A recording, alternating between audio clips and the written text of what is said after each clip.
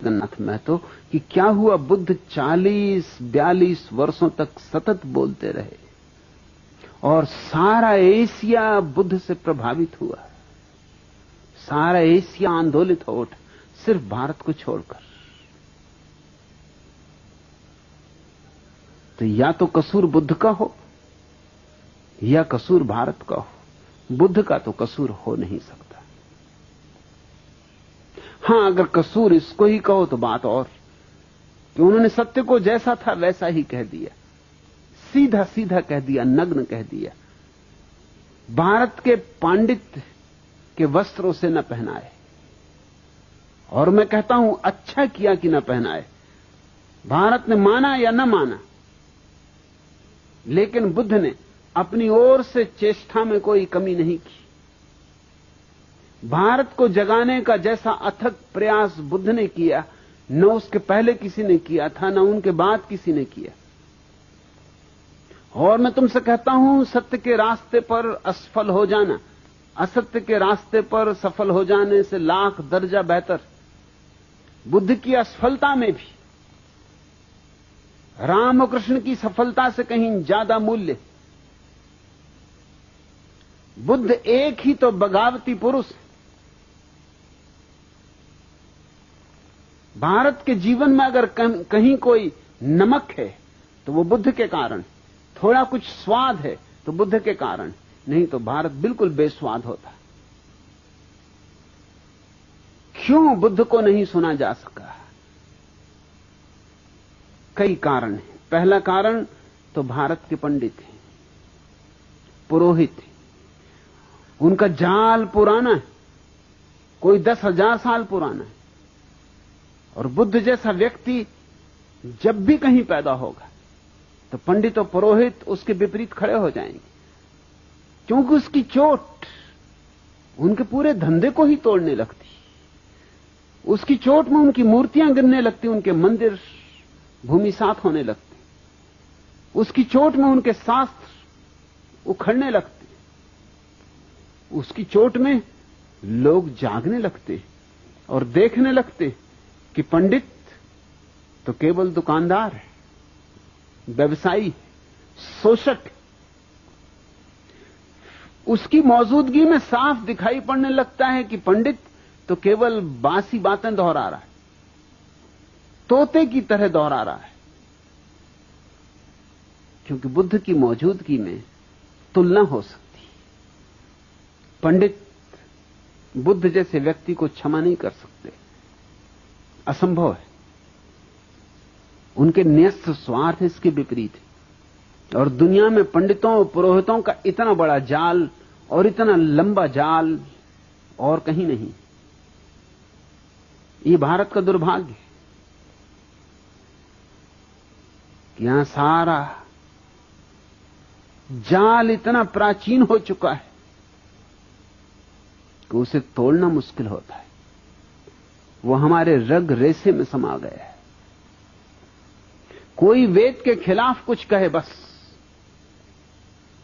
न तुमने वेद देखा है, न तुमने वेद पढ़ा है, न वेद से तुम्हें कुछ लेना देना, लेकिन कोई वेद के खिलाफ कुछ कहे, बस झगड़ा खड़ा हुआ। तुम सुनने को राजी नहीं। भारत में आज भी लोग कहे चले जाते हैं कि वेद ईश्वरीय है, ईश्वर ने रचा है। बड़ी हैरानी की बात मालूम पड़ती। पढ़े लिखे लोग, सुशिक्षित लोग, विश्वविद्यालयों में पढ़ाने वाले लोग भी यही मूर्खतापूर्ण बात कहते हैं कि वेद ईश्वर ने रचा है। और जरा वेद को कहीं से भी तो उलट कर देख लो तो तुम्हें साफ हो जाएगा कि ये बातें ईश्वर ने कैसी रची होंगी। हर वेद की ऋचाओं का जो अध्याय है उसके पहले ही ऋषि का नाम दिया हुआ है कि किस ऋषि के ये सूत्र हैं। और उन सूत्रों से जाहिर होता है कि वो मनुष्यों के रचे हुए। कोई ब्राह्मण कह रहा है कि इस साल हे इंद्र देवता मेरे खेत में अच्छी तरह वर्षा करना, मैं खूब दान दक्षिणा दूंगा, यज्ञ करूंगा, तुम्हें खूब सोमरस पिलाऊंगा। अब जरा सोचो, क्या ये भगवान लिखेगा? भगवान का खेत और मेरे खेत में वर्षा ठीक से कर देना, ये तो किसी आदमी की ही बात हो सकती है। ये तो इतनी साफ है कि किसी बच्चे को भी समझाने की जरूरत नहीं। और मामला यहीं खत्म नहीं होता।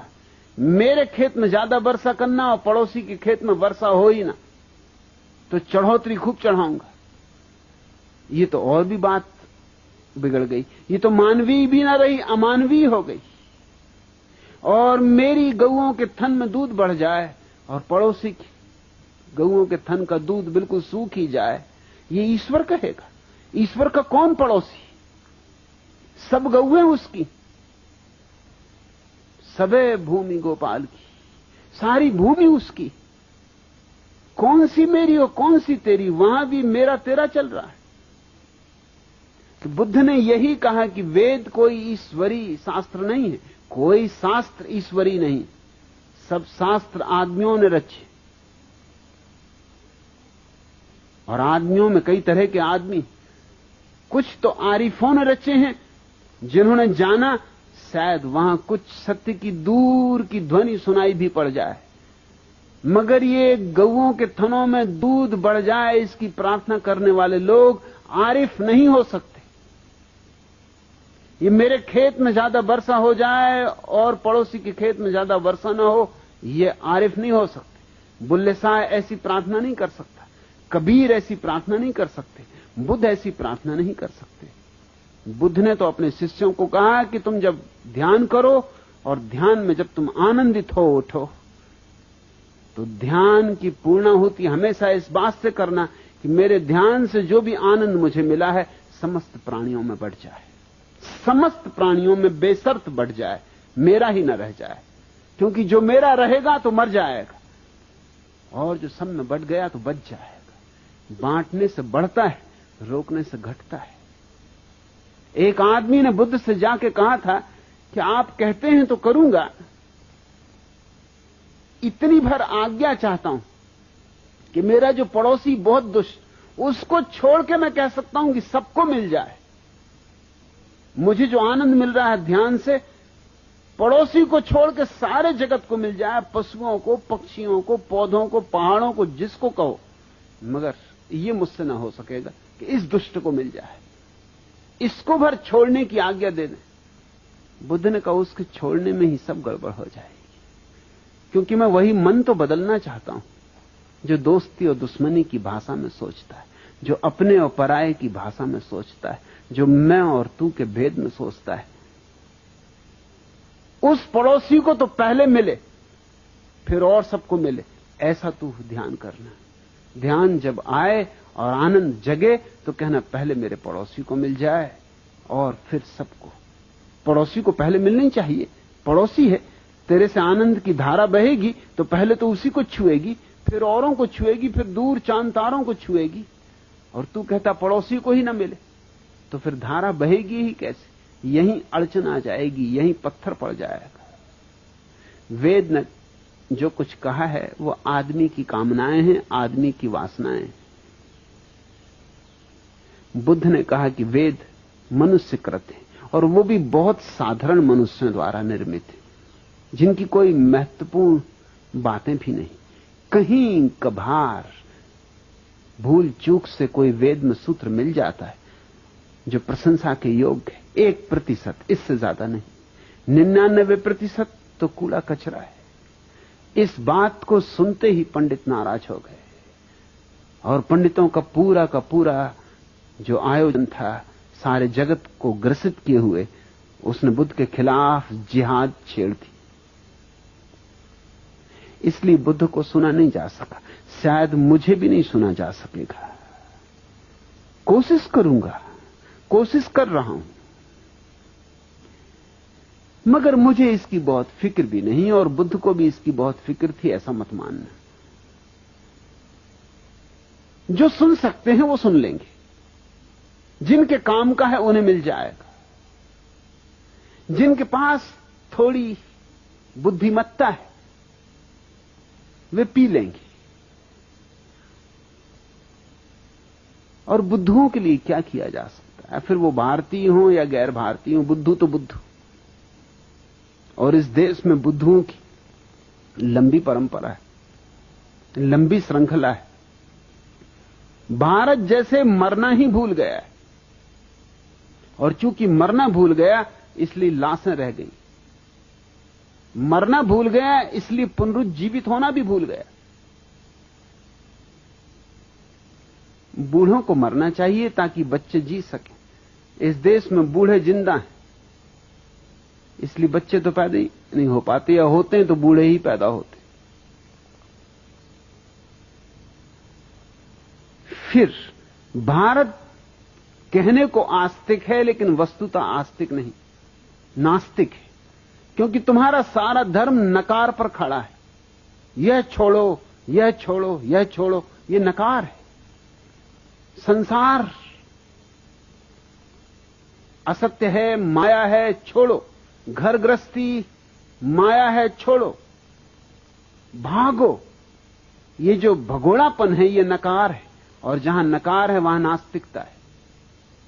तो हमारी आस्तिकता ऊपर से ओढ़ी हुई राम नाम चदरिया है, भीतर कुछ और चल रहा है, बाहर हम कुछ और ओढ़े बैठे हुए।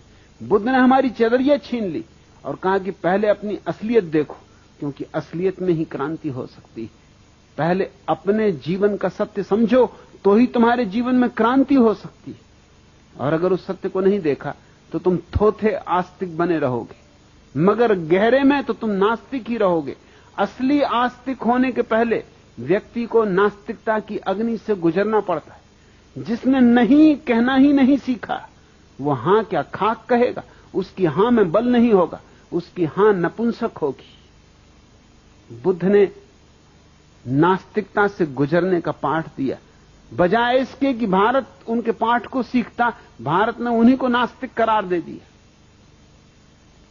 मैं भी तुमसे यही कहता हूं कि पहले नास्तिकता की तलवार से काट डालो सारे अंधविश्वास, सब पाखंड, गिरा दो सब जंजीरें, तोड़ दो सब अंधकार।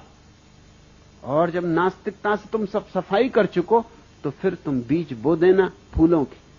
उनसे जो फूल खिलेंगे वे आस्तिकता के होंगे।